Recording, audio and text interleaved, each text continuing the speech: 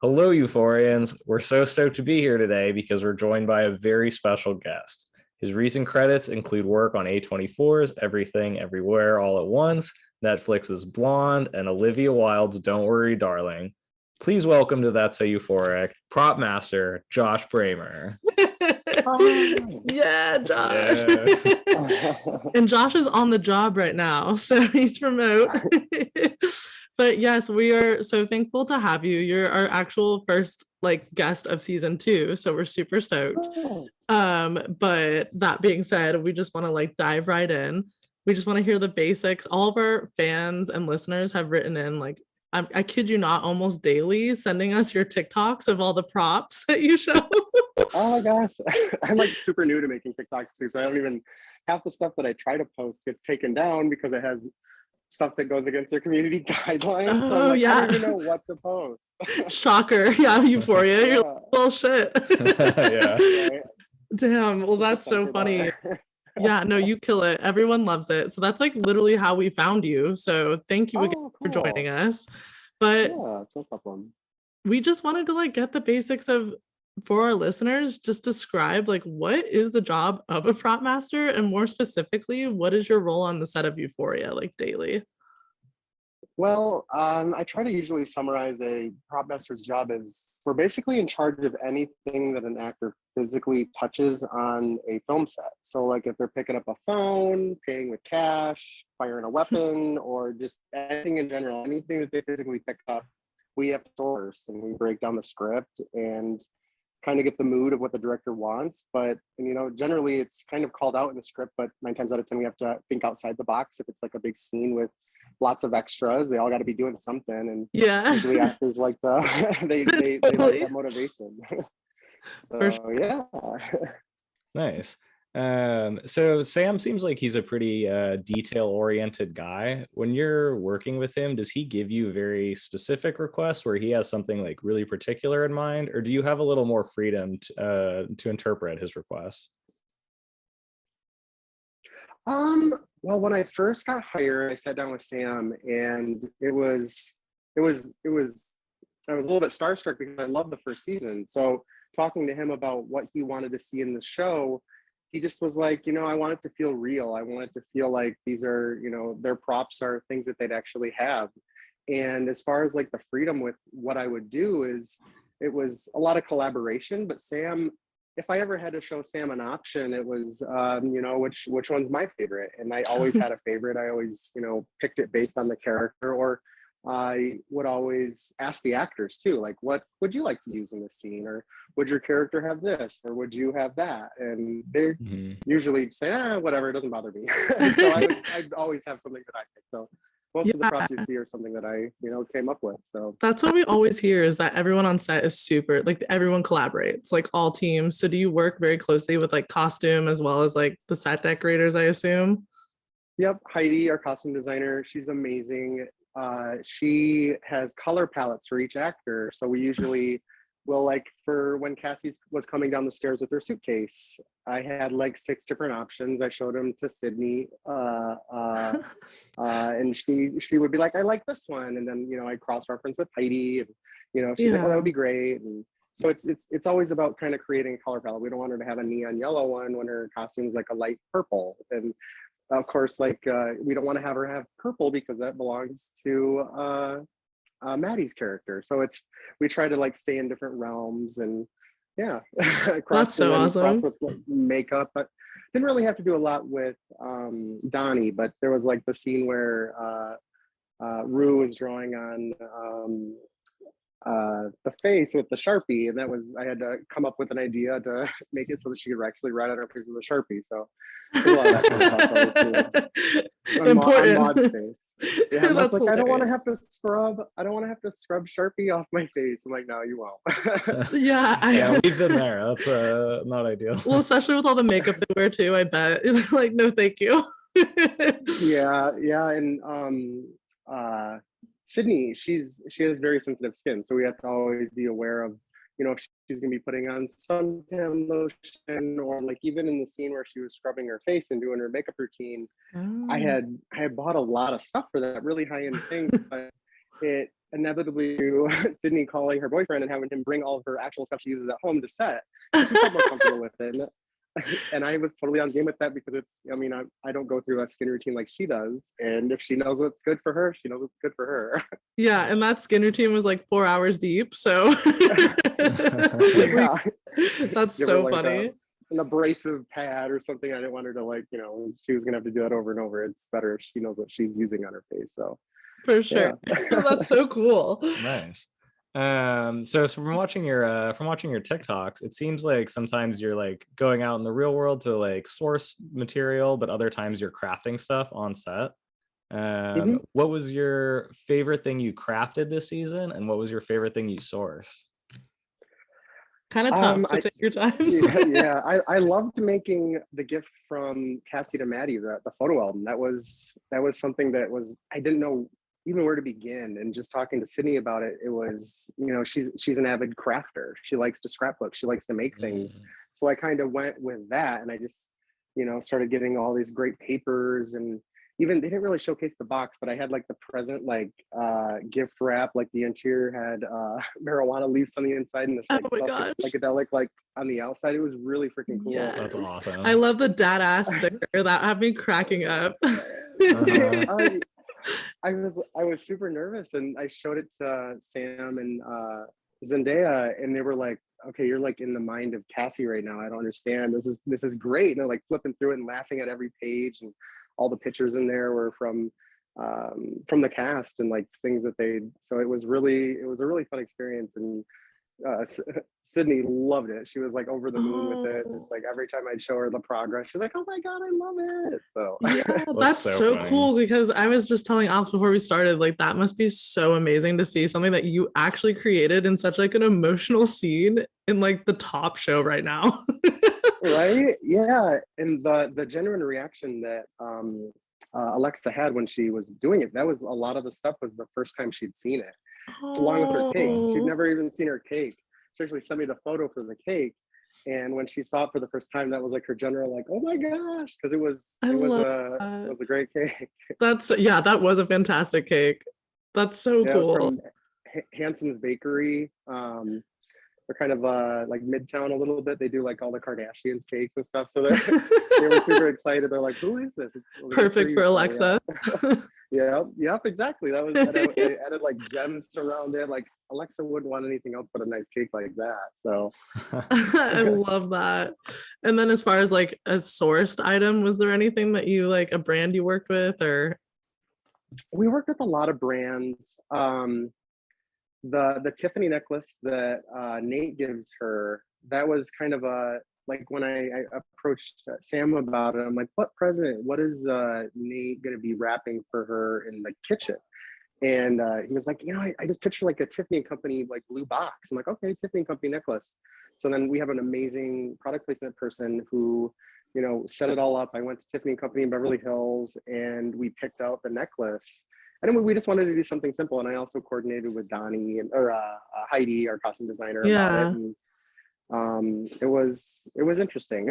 That's so cool. It feels very right for his character. Yeah. Yeah, like that, like typical high school, like yes, the return to Tiffany necklace. And I was like, that's a good choice. So it was fun like that. And I love that. Yeah, it was like a sweet moment. Then we had to track whether it was going to be on Sydney or Alexa, like going back and forth, because we ended up the typical way we shot the show is block shooting or crossboarding. So like all the episodes we shot them in 2 different blocks, and the first 4 episodes were one block, the last 4 were another. So we'd have to kind of bounce around with what they were doing. So I love that. So much attention to detail. It's so cool. We can't not ask, like, you're probably so annoyed of hearing about this, but our listeners do not stop asking us about the damn Jacobs family portrait. Have you heard a lot about that? Are you like surprised by the hype around that? I mean, I am, but it's also kind of like I honestly don't know myself, which I do know some things, but it's kind of fun to have it almost be like a secret, because it literally is everywhere. It's like, who is this brother? But it's like, well, we have a theory. We have a fan theory. So up until like very recently, we had just always assumed that Nate was the middle brother. But a fan wrote into us recently and pointed out that we now know that the age gap between Nate and Aaron is 7 years, which would make Nate the youngest brother in the photo, not the middle brother. Do you have any comments on that? Can you confirm or deny which brother Nate is? I'm like okay. almost having what's that where like you think of a memory and yeah, like where you have that memory, like something's like the Bearstein Bear kind of thing. Like Yes. the whole time I'm like, I swear we shot a breakfast episode and there was Nate and his two brothers. So I was like, that kind of explains it, but it hasn't came out yet. So that'll clear it up. And then I watched it back. I'm like, wait, it was just Nate and his brother. I'm like, where is his third brother? So I honestly, I don't really know. Yeah, it's okay. We figured you did it, but we had to ask. Is it? Yeah, no, it's. Oh, sorry. I'm sure it'll come up. Yeah, for sure. Is it like a Photoshop photo or is it a in the next season or something? I'm so sorry. I think nope. That was a photo that was taken. Oh, okay. Oh, can you hear me? Nice. Yeah. I'm glad that they took a portrait like that. It was like taken in the first season. That's so funny. I love that. Yeah. Well, now just like deep diving into some of the props. So we have to talk about the drugs. Like, where the hell do you even get fake drugs? Well, it's crazy because the fake drugs have been around for a long time.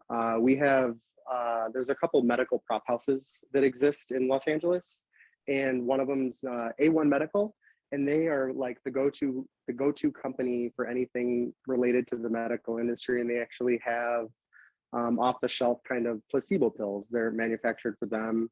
It's got all the ingredients, and the actors are able to see what they're taking. I mean, it's not just like a here, pop this in your mouth kind of thing. So it's we have to have it approved. So yeah, it's also like especially like when they're actually doing the drugs, it's kind of sensitive, and obviously someone doesn't want to have to inhale that stuff all day long. So we try to cut around it, and as much as possible, because it can, inhaling something like a powder like that can cause, sinus infections if you do enough. I think that happened to Jonah Hill on Wolf of Wall Street. Oh my gosh. Damn. He got a sinus infection, had to go to the hospital because of the stuff that he was inhaling. So we have to always monitor that and make sure that what they're doing is, at least safe for human consumption, and we're not doing too much of it, because it can halt production if our main actor is going down because they get sick. Yeah. Which must be hard with Zendaya because she's doing a lot of drugs. Yeah, and it's that is a thing. But I know we do shoot around a lot of that stuff too, if some of the cuts. So it's good to kind of they kind of go around it, but it's still there, and it's very commonplace. I mean, it's you almost become desensitized to a lot of this stuff. When it's like, oh, drugs, okay, cool, we'll get that. We got this crushed up stuff, right? It's part of our kits. Yeah, for sure. That's so funny. When you're acquiring like non-pharmaceutical drugs, what is your point of reference to make sure that they're accurate and like look like real illicit drugs that are out in the world? I mean, there's like this, I think, an app called like Pill Finder. So you can kind of just look up like the general color, like the A1 Medical, they supply basically every color. So you can just it'll look the same, but it's not the same. So they especially if they're not doing an insert, and if there's an insert shot of like some sort of drug that they're doing, they'll typically they have like some sort of like just a little bit off kind of things, because obviously copyright infringement wouldn't allow them to actually have you don't want those things out in the public. So it's tricky. A lot of that. Oh no. An air conditioner just fired up. That's okay. You're totally good. Oh yeah, because we were cracking up at your TikTok where you're like cranking out the drugs on that like machine or whatever. Yeah. Yeah, that was it got to be like sometimes we needed specific colors, and I just have like a pill. It's called a pill press, and you use them for like supplements and stuff. So we were able to create some colors that were specific that you couldn't find. That's awesome. That was an interesting thing to learn how to do and add it to my add it to your resume. Yeah. Pill pressing. Nice. Yep. Go for it. Onto the guns. When Casual. when you're looking for something real specific, like the ivory handle, like Ladysmith revolver, do you have to go out and find something like that, like in the world, and then adapt it to be safe for use on set? Well, we have there's a prop house that I have used for years. They're independent studio services. They're located in Sunland, California, and they are the go-to place for any type of blank firing weapon. They have everything that you can think of, and they're all made safe for the film industry. And that was just one of the options that they had. And when I was discussing with Sam about what we would have for her, that was just, she just had this with Heidi's costumes, and I did the jewelry for the character for Nate's grandma. It felt fitting that she'd have something that was out of the ordinary.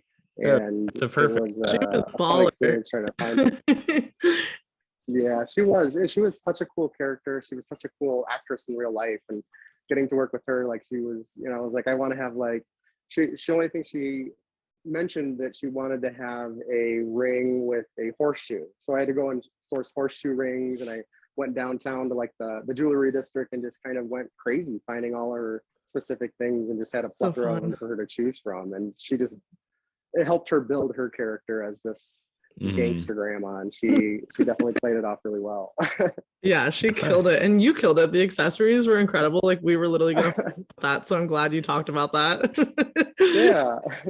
So on a lighter note, like on the side of no more drugs and guns, I feel like Euphoria is like super well known for its attention to detail when it comes to like the characters' bedrooms, their houses. Are you involved in that process of like decorating those, or is that really not in line with your position? No, not really, unless it's a prop like in the room that she would, or any of the characters would pick up. But Okay. typically that's our set decorator, whose name is Julia. She's amazing, one of my really good friends. I'm gonna go have coffee with her tomorrow.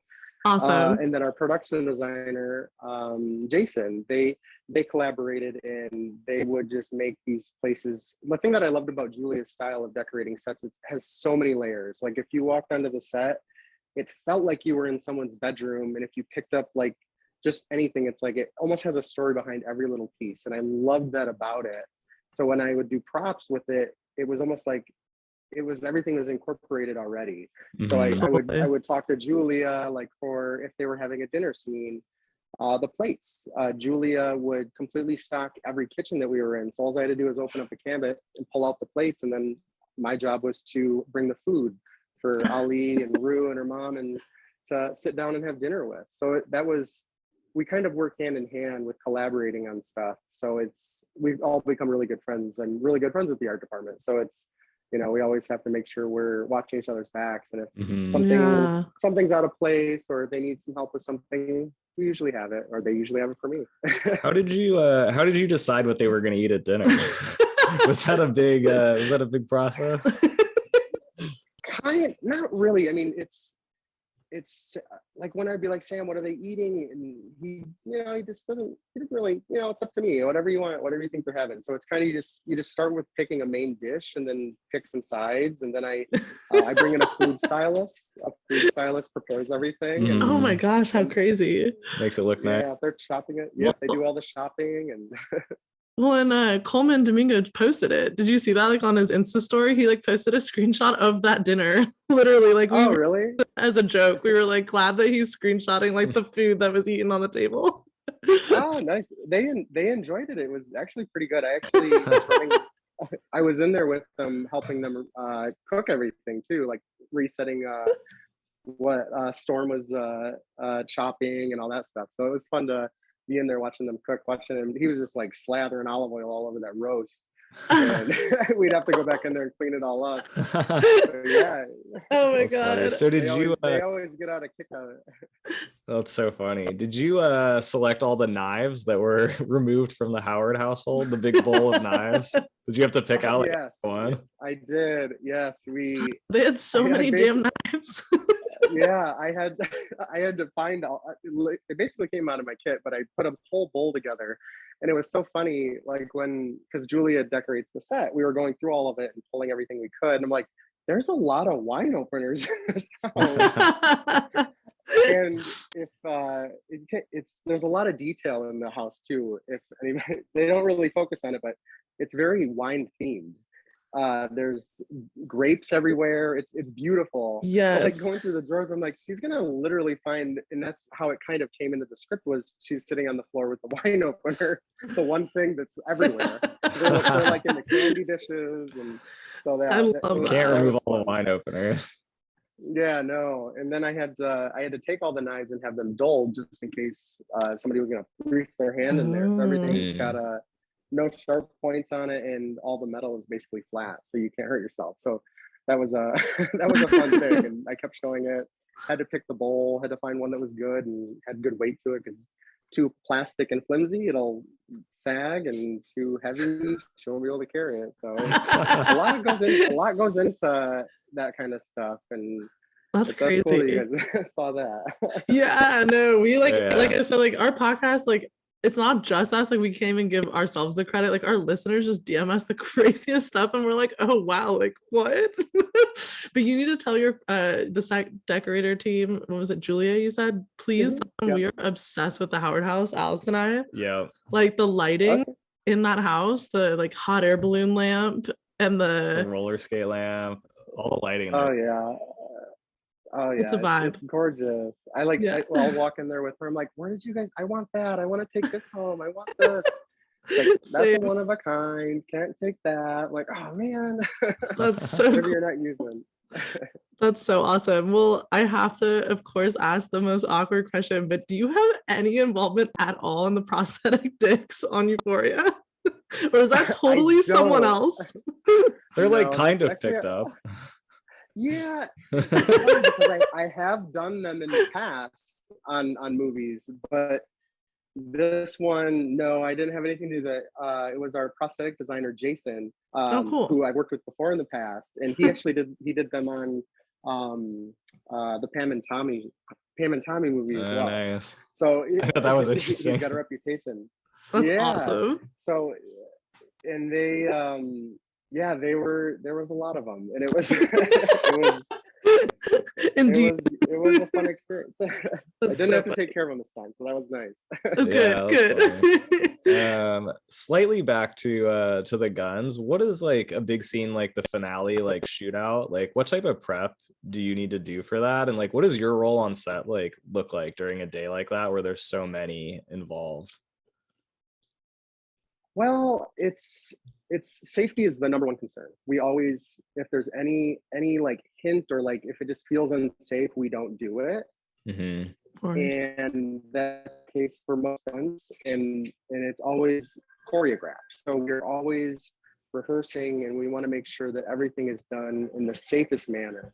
And with that, we have usually an armorer on set, and for that instance, we had two. And it's all done in pieces, and it's a very, very choreographed. Every actor knows what's going on, and if there's ever a reason to cut, we always cut. If there's awesome. we don't safety protocols. So it's always the safest set. It can be scary for some people. I mean, for the longest time I didn't like using guns, and it's not a fun experience for some. But I have my entertainment firearms permit, and I'm able to handle guns myself, and I practice with them, I rehearse with them myself. So it's all about being comfortable with it, and of course. It's a lot of it's movie magic. So you have to it's those processes can take a while to film as well too. So I mean, it's no, it definitely seems like that would be pretty intense and rigorous. Scary to be on set during that, especially if you're like in Fez's position. yeah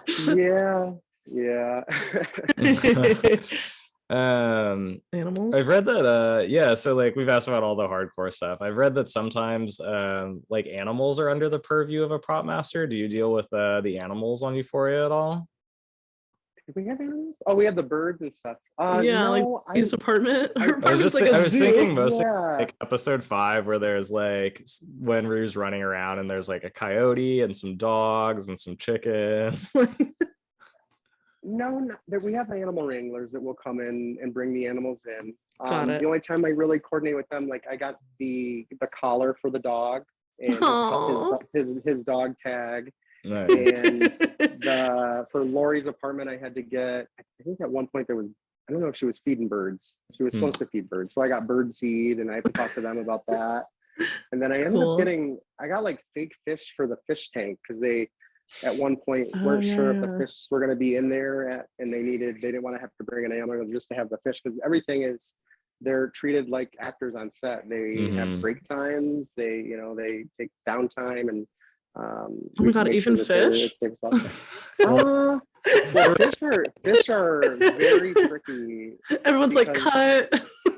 Yeah, they need a break. Come on, guys. No, with the fish, like you have to have the tank brought in and the water has to be filtered for like a week.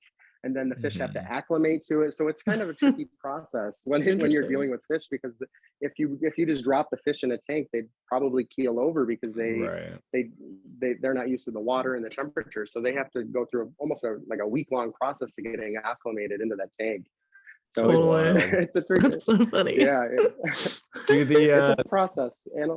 Do the fake fish that you mentioned, do they like move or do they just kind of like bob up and down in the tank? Are they like mechanical? No, yeah, they were mechanical. They were like on a fishing line and it kind of disappeared in the water. And then they just had this like little tail that would like move them around and they'd swim around the tank. We never saw them on camera. It was just kind of, if it was ever like out of focus in the background kind of thing, but those are fun to find. I hadn't found goldfish in a while like that, but we have them here. It's Hollywood, so we have everything. I love it.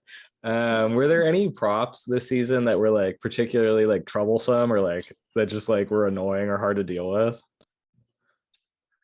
No, not too crazy. A lot of the times, like something that would always be a tricky thing is if it doesn't exist or if it's like a period. So a lot of our like flashback stuff, a lot of it had to be created for like the characters when they're anything that was like in the 90s or like the 80s or it just that takes a little bit more time versus like going to like a Target or a Walmart and finding something off the shelf or it online.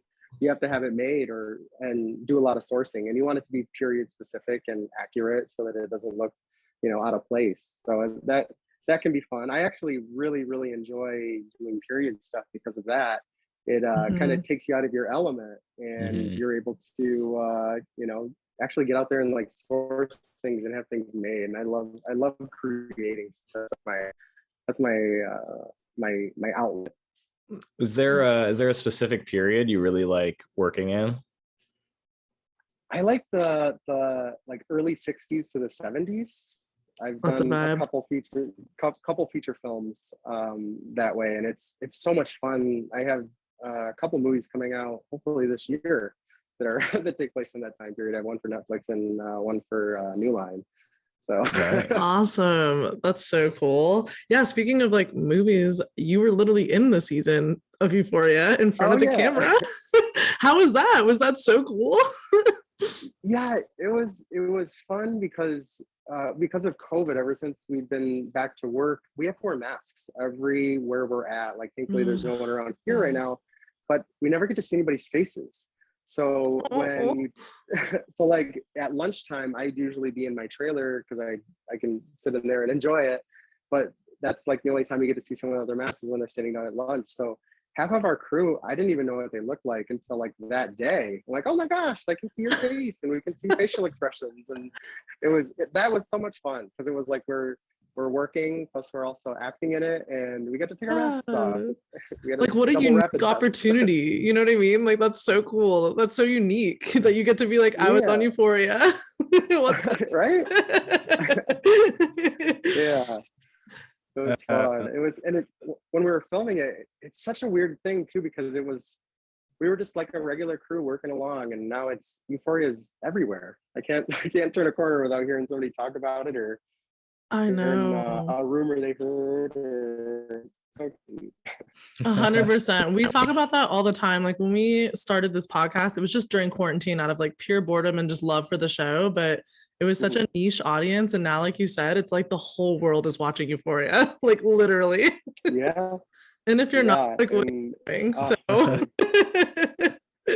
I was just gonna say, like, I'm a big B movie guy, and I know that Sam like inserts a lot of B movie references into his work. And we noticed that you've also worked on a few B movies, such as Bermuda Tentacle, Mecha Shark versus Mega Shark, yeah. Sharknado 3. Oh hell no! oh my Which gosh, yep, that we was. had to watch it last. We had to watch Sharknado 3 last night. We had to. We were Oh my. I'm not even gonna lie. We got like super stoned and watched it, and it made our night. Like we had so much fun. We were dying. We were like, that must have been so much fun to work on. That and that was like kind of like my lower budget days of filmmaking, and honestly it was actually kind of fun to do because they traveled us out to Orlando, Florida. We like basically shut down Universal Studios to film like on the roller coaster and the Twister ride, and it was a weird experience because we were almost like a sideshow side attraction in the park because they're like, oh my god, they're filming a movie here. And like they'd see the characters. I'm like walking around with chainsaws and people are screaming and yelling, going crazy. Like, Well, it was like a huge cast. We were like dying. yeah, Everyone's in this movie. There's so many people in that movie. yeah. Oh, I remember we were filming on top of we actually got up on top of the rock and roller coaster on the very top. And I remember Tara Reid had a cell phone because she was trying to, for some reason, off the ride, tracking her daughter or their daughter. Yeah, that is what we can confirm. That's what was going on. Yeah, and it was like 300, like 90 stairs up. I'm like, oh my gosh, she needs her cell phone up there. So I had to trek all the way up there, and I have like, I'm so afraid of heights. So I get up there and I'm like, hey, Tara, here's your cell phone. She's like, oh, do I need this? I'm like, yeah, you need this phone. She's like hanging on like the railing, like I'm like, you're gonna drop that thing, I swear you're gonna knock somebody out. Like I'm done, I'm going back down. If the phone falls, I don't know what to do. I don't know why we're up here right now on the top of a roller coaster. That is so funny. That's super funny. So I have to ask, like, I'm a big nerd and I watched Agents of S.H.I.E.L.D. for years, and I know you worked on that for a while. Like, there's so many fun props from that. Do you have like one that stands out or that was like your favorite?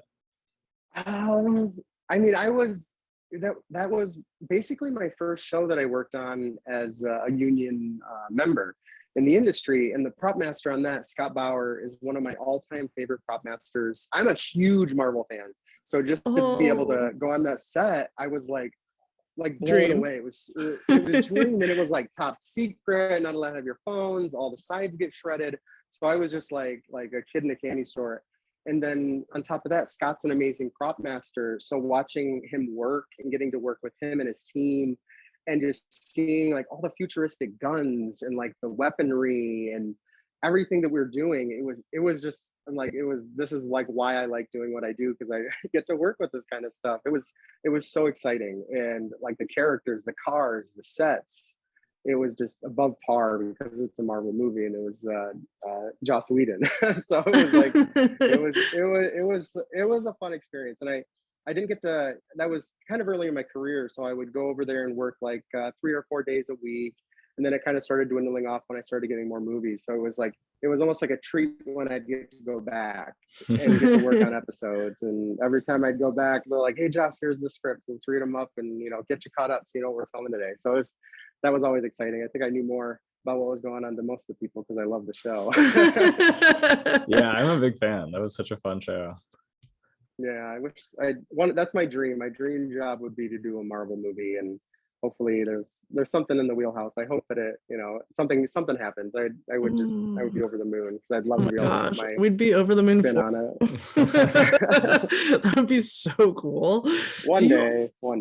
Do you often get to keep props? Like, is that normal, or is it very much like when you're done, they're returned, you don't see them again? Yeah, for the most part, it just depends. Like if there's something that I've created, sometimes I'll make like a duplicate of it for myself, but use my own money. So it basically belongs to me. And if I've crafted it, I know how to make it. Yeah, there'll be times where there's things that, might fall off the shelf and get to keep, but not usually. We have to, if there's ever a chance for a reshoot or anything like that, we want to be prepared for it. So everything, once we wrap a show, it gets cataloged, photographed, and then it's put into bins. sadly, it's like I always say, never to be seen again. Then I shut the lid and it just gets put on a shelf. Goes Hopefully it'll end up in Jones warehouse. a museum. Yeah, that's what it is. I have a movie that's coming out March 25th, and there's so many props in that, and I was hoping it's with the Daniels, Everything Everywhere All at Once. They did Swiss Army Man, and I remember going. Right? Yeah, awesome. A24 movie. I'm stoked to see that. On that. Yeah, it's. I've already seen it. I literally could not stop smiling. It's such a good ride. The actors are amazing. Michelle Yeoh, Ki Kwan, like Jamie Lee Curtis, like they're amazing. They're so good. And that was like one of the things when I saw Swiss Army Man at the theater, they had all of the props like in glass cases at the ArcLight in Hollywood. And when we were doing, it's called like they take photos of the actors in their props and stuff like that so that they can use them for editorials and magazines or movie posters or anything that the film or A24 would want to do with it. And when we were shooting it, I started bringing in their props, and the photographer was like, "Oh my gosh, keep bringing them!" So I brought every prop, and they photographed everything. Wow. And they're like, "Oh, a lot of this stuff we're hoping might end up at the ArcLight in the glass case." I'm like, "Oh my gosh." Fingers crossed. Oh my gosh. Go visit my babies behind a glass case. It'll be fun. Yeah, that's amazing. Also, what else this year? I got. Oh, sorry. No, please tell us everything. I was already we were gonna ask anyways what your upcoming projects were. We saw one with Florence. I already forgot. Yep. Don't worry, darling. Mm-hmm. Don't worry, darling. Yep, that's exciting. That comes out in September. Hopefully, that's only in theaters. It's not going to be streaming. That was with Olivia Wilde directing. Oh wow! And that was so much fun. Yeah, Harry Styles, Florence Pugh, Chris Pine. Ooh. Yeah, they were all great. You worked on a movie that Olivia Wilde directed, didn't you? No, she was just starring in it. That's from another day. I was like a PA growing up in LA for like years. So, but I was like, I worked on like a film called no, I don't even remember the name. It was like so buried, but it was super fun. But she's like incredible. She was so sweet. That's awesome. I love that for you. She's an amazing director. Her career, I can't wait to see the project she's going to be doing next. Like they're amazing, and I can't wait to do them again. I would love to work on I know, them. and Harry Styles, like yeah, I know. It's such a weird world to work in the industry, because when we're working with actors, as much as I'm like wanting to like fangirl out with people, we have to be very professional. Of course. And spending like 12, 14 hours a day with people, you become really good friends. And it's almost like a safe space for an actor to come to set, because there's not like people asking for an autograph or a photograph, and they can just come and be themselves, and it's warming. So like you get to know everybody. So who have you worked around that you were really like fangirling over? You know, but cool. It hasn't happened in a while. Like when I was doing that Bermuda Tentacles movie, Linda Hamilton. I love Terminator 2. Terminator 2 was like one of the movies that I kind of maybe really want to make movies. And when I met her for the first time, that was like, I was like, oh my gosh, Linda, you're amazing. Oh my gosh, just let me act for like 10 minutes. You won't think the same thing. We literally like every day I watch all the Terminators just for fun. Like during quarantine, we watched so many movies. Oh my God. We just watched all the Terminators like a month ago. That's same here. I put a projector up in my apartment, and I just turned my home into a theater, because I love going to the movies, and I love watching them. And this, I always get anxiety watching them with really good props, and I'm like, oh, trying to think how they did that, where'd they source it, who made that, or where'd they get this. So, oh yeah, turn my brain off. Interesting. That's a good question. So like, what's a movie that's really like where the props like really blew you away? There's probably so yeah, they're all super good. No, I love Jurassic Parks, and hell yeah. like the first one, just like the goggles like that they put on, like anything that has like it feels real. Like it feels like nothing was like camera trickery, like it was made specifically for a film. I love that. Like it's something that's like so hard to duplicate that you would never be able to do it. But obviously someone will probably figure out how to do it, and they always do. But like those type of things, like futuristic movies are really cool. And I don't know, even Marvel movies, I love the props from that stuff. Anything that's like anybody that puts like high attention to detail into something and you can't tell if it's real or not, that's what really will blow me away with prop work. And there are some really good prop masters out there that love that attention to detail, and that's hopefully awesome. I'll be able to put that, to my passion into that too someday. For sure. But like period pieces, out. those are always good too. I have to shout out I saw you posted, and correct me if I'm wrong, but I saw that you made those like Dare font Euphoria sweaters for the cast and crew for the wrap. Oh my God, like you need to sell those. Those would fly off the shelves. I know. And it was funny when I made them, because Z gave us swag, like Euphoria shirts, and we got one from the art department. And I guess mine was like a really big hit. And it wasn't, I just was like, I want to do something unique, because I always try to whenever I make a wrap gift for everybody. And everybody loved it. Like I had people like scratching at the lift gate of my trailer, like, can I have one? Oh my gosh. Like, yeah, here you go. Just handing them out like candy.